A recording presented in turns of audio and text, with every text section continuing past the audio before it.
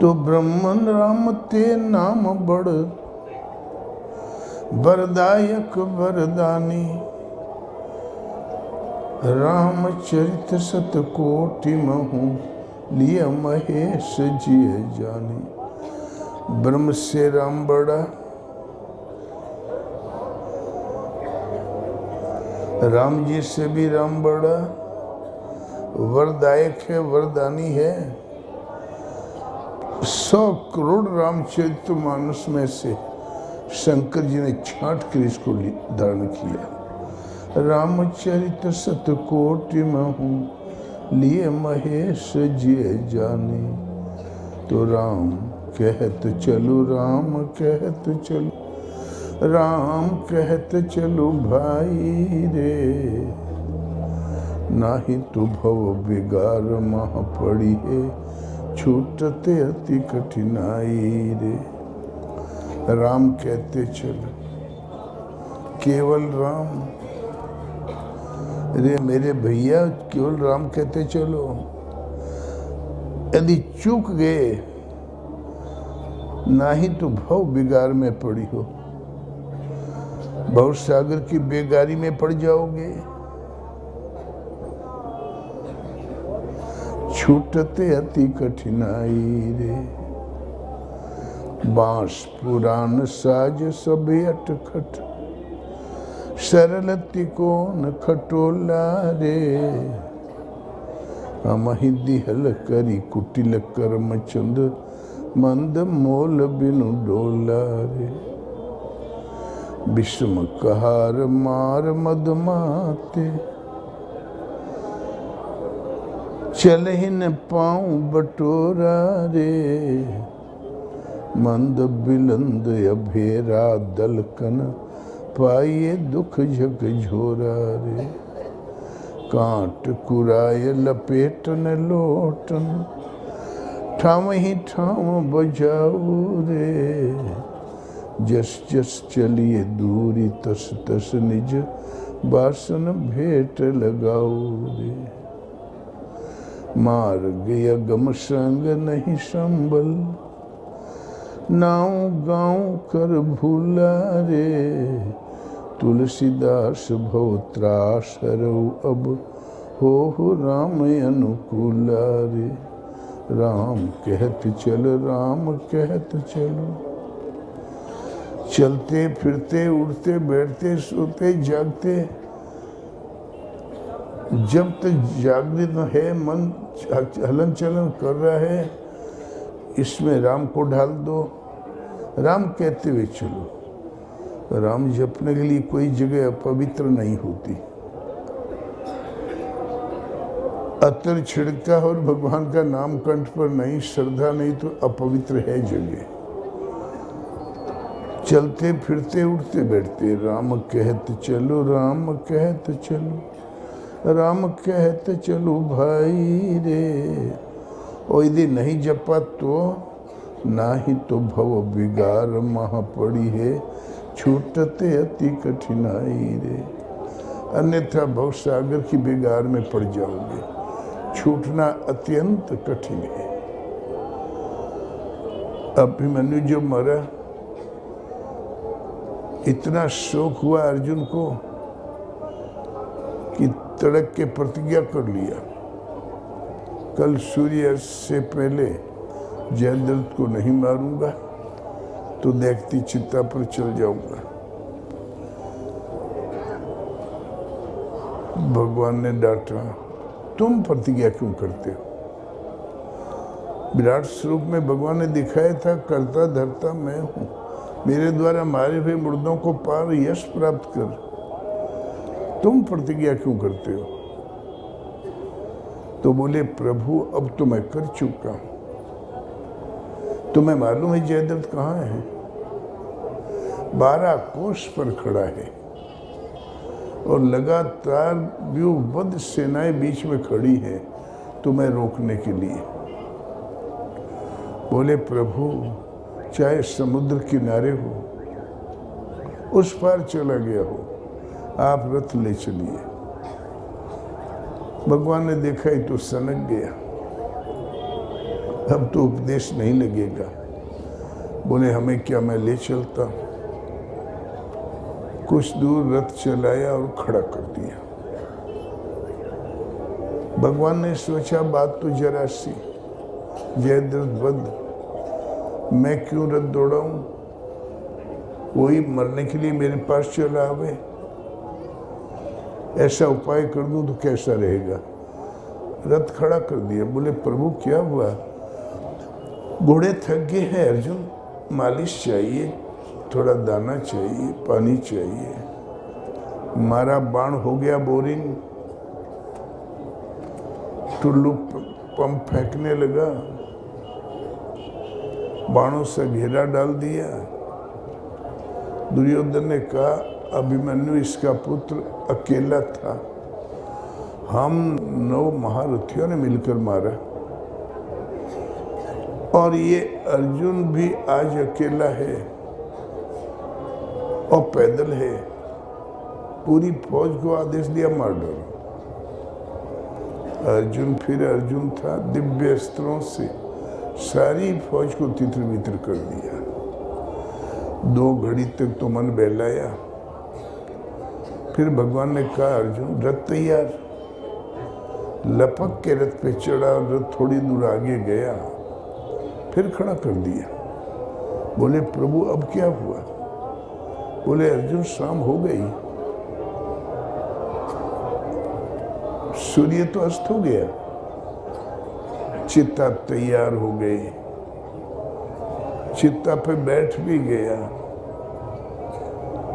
अग्नि जलाने का उपक्रम होने लगा। लगा अर्जुन भगवान को खरी खोटी सुनाने। तो वाह, आप ऐसा सारथी, मेरा प्रण पूरा नहीं हुआ, सिद्ध है कि भाग्य ही बलवान है, गुरु कुछ नहीं, भगवान कुछ नहीं, वैर साधने के लिए फिर जन्म लूं और जयद्रथ को मारूं। और जैसे जैसे उल्टा सीधा अर्जुन बोले, भगवान मुड़ी लटकाओ चले गए। शकुनी को पूरा विश्वास हो गया। बोल देख दुर्योधन, इस ग्वाले को देख कैसा मुड़ी लटका रहा है, सब अक्ल खत्म, जल्दी बुलाओ जयद्रथ को। अपने शत्रु को आग में झुलस कर मरता हुआ देख तो ले। प्रिय दुर्योधन, जो पुत्र उत्पत्ति में सुख होता है उससे सहस्रों गुना बड़ा सुख होता है शत्रु को आग में झुलस कर मरने हुए देखना। बुला तो जल्दी। वो बेचारा भाग के चला आया सुख भोगने। अब अर्जुन के ठीक सामने खड़े होकर बोला, गांडीवधारी अर्जुन, दिव्य अस्त्रों के ज्ञाता अर्जुन, पर्ण जल्दी पूरा करो द्रोण शिष्य। इस ग्वाले के माथे फूल रहा था, देखो ना सब बुद्धि खत्म, आखिर चरवाहा तो चरवाहा। 2 धक्का कृष्ण को, 2 धक्का अर्जुन को लगा ठहाका मार के हंसने। भगवान ने ध्यान से देखा, बिल्कुल निशाने पे खड़ा है। तब आहिस्ते से गर्दन उठाया। बोले अर्जुन, तुम्हें इतना भी तमीज नहीं, एक महारथी शूरवीर चितारोहण कैसे करता है। जिस बाण से शत्रु का वध करना था वो बाण चढ़ा के और प्रत्यंचा खींच के शत्रु का गले का निशाना साध के वीर आसन से बैठ के चित्रारोहण करो। बनिया की तरह सुकड़ के बैठ गया जैसे गट्टी लग गई। अरे शूरवीर कहाँ मरता हो, वीर गति पाता है। कौरव बहुत हंसे, गरीब मरने जा रहा है, उपदेश देने से नहीं बाज आया। जो ने माने यादव है, बुद्धि का बड़ा चपल है। अर्जुन भी भुनभुनाया, सूरज तो है नहीं, अब मैं वीर आसन से बैठ के मरूं या सादा सीधा सादा, मरना ही तो बाकी है। किंतु आज्ञाकारी सेवक था। अदृश्य प्रेरणा से आज्ञा का पालन किया। जहाँ निशाना साधा तो भगवान ने कहा, अरे अर्जुन देख वो सूरज, ये तो बादल था और ये जयद्रथ मार ससुर के। एक ही बाण में गर्दन कट गई। ऊपर ही टांगे रहना। उसके पिता वो संध्या बंदन कर रहे हैं, आंख बंद करके हाथ में जल लेके जब यूं करे, उल्टा रख दे हाथ में, गिरने न पाए, रख दिया। तब उसके पिता बोले, मर ससुरा, यही मौका था हमारे हाथ में गिरने का। उठा के पटक दिया। एक विस्फोट हुआ, पिताजी वो हजारों टुकड़े हो गए और जयद्रथ भी मर गए। बाप बेटा साथ ही चले गए।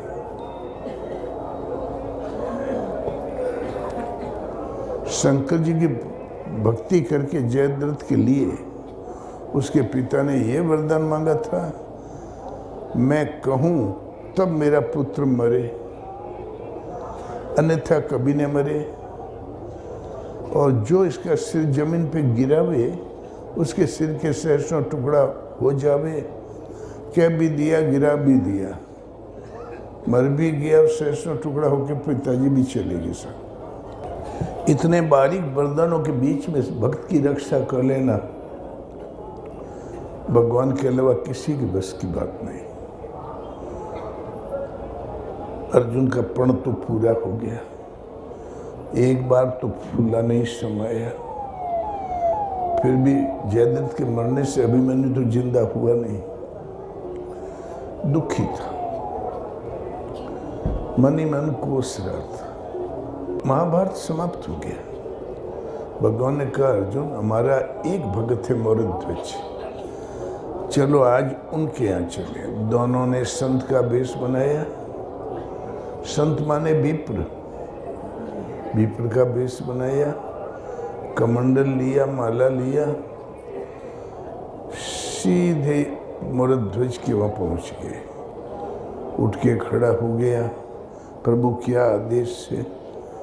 बोले राजन केवल भिक्षा, लेकिन जो शेर है ये भी खाएगा।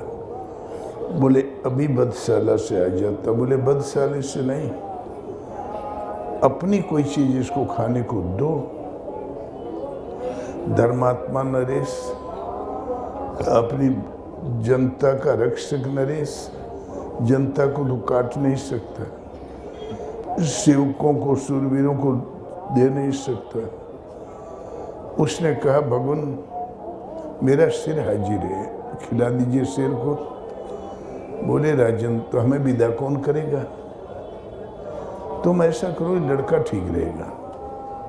मोरध्वज के 5-6 साल का लड़का घूम रहा था चुन चुन। तो बोले प्रभु आधा लड़का मेरा है, मैंने दे दिया, आधा महारानी साहब का, उनसे मांगिए। महारानी ने कहा जब आपने दे दिया तो मैंने भी दे दिया। तो बोले लड़के से तो पूछ लो। लड़का कूद के आके बैठ गया। माता पिता की वस्तु माता पिता के काम आई, इससे बढ़िया क्या है? अब युवराज को कौन मारे? सेना की औकात नहीं थी, किसी की नहीं। बोले राजन ये लो आ रहा। एक तरफ महारानी पकड़े, एक तरफ आप। परीक्षा देखो, जहां आ रहा छुआ तो माता जी की आंखों में आंसू आ गया, क्यों माताओं के दिल में बच्चा छोड़ के कुछ होता ही नहीं है। कृष्ण बोले रो धो के दी हुई भिक्षा हमारा शेर नहीं खाएगा, नहीं हम खाएंगे। तो महारानी ने कहा प्रभु लड़का भी जा रहा है, धर्म भी जा रहा है, ऐसी कृपा करें कि मेरे आंसू जमीन पर न टपके। वहीं फूली बन गया, जम गए। काट के आधा शेर को दे दिया, आधा अंदर लेटा दिया और भोजन परोसा गया। तब बोले राजन, युवराज की भी थाली परोस दो, लड़के की भी। आप लोग होते हो लड़ जाते हो, ढोंगी कहीं का, साधु है कि भाड़ है, अभी तो मार डाला, अब कहता थाली परोस दो। उन महाराजा मोरध्वज भगत ने परोस के रख दिया। भगवान अब क्या आदेश है, आवाज दो। आवाज दिया तो चुन चुन, छोटे बच्चे पहने रहते ना पाँव में, वो चुन चुन करता हुआ आया और बैठ के लगा खाने। अर्जुन सनक गया, अरे प्रभु, आधा मेरे आंखों के सामने शेर खा गया, उसको मैं प्रत्यक्ष जीवित देख रहा हूं, तब मेरे अभिमन्यु को आपने क्यों नहीं जिलाया?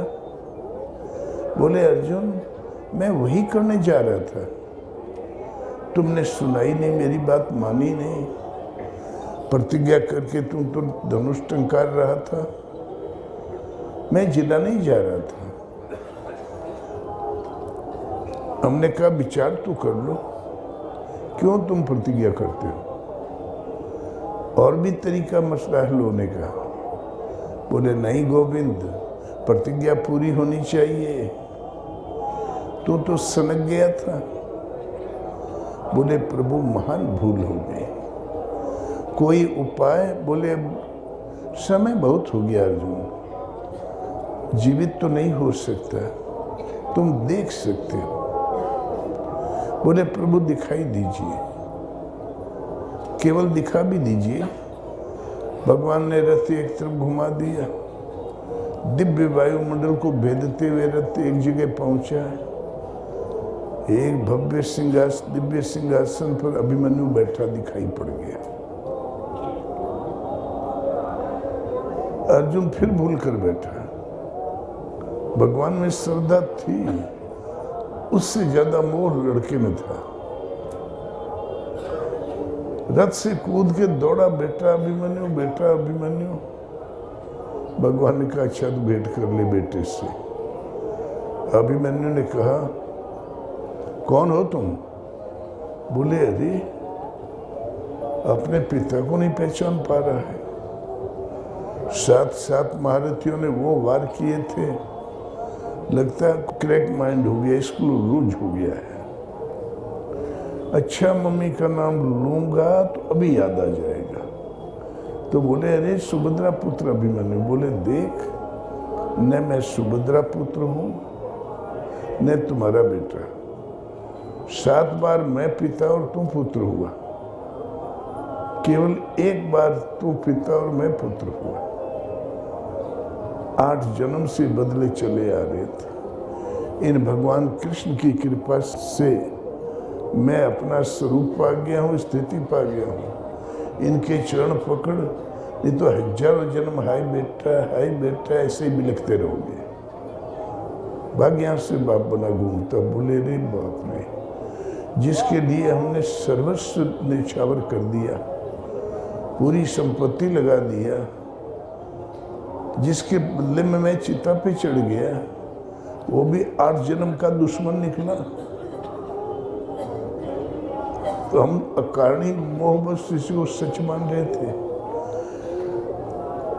तो ना ही तो भव बिगार में पड़ी है, छूटते अति कठिनाई रे।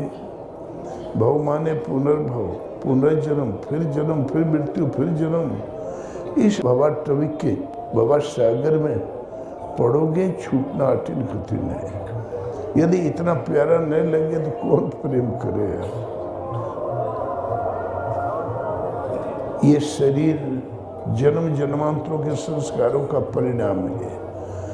बांस पुराण साज सब अटखट, सरलति कोन खटोला रे।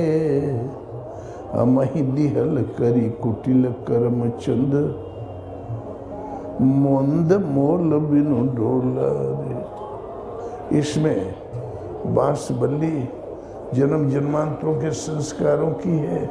बांस पुराण, साज सब अटखट, अंड का बंड है।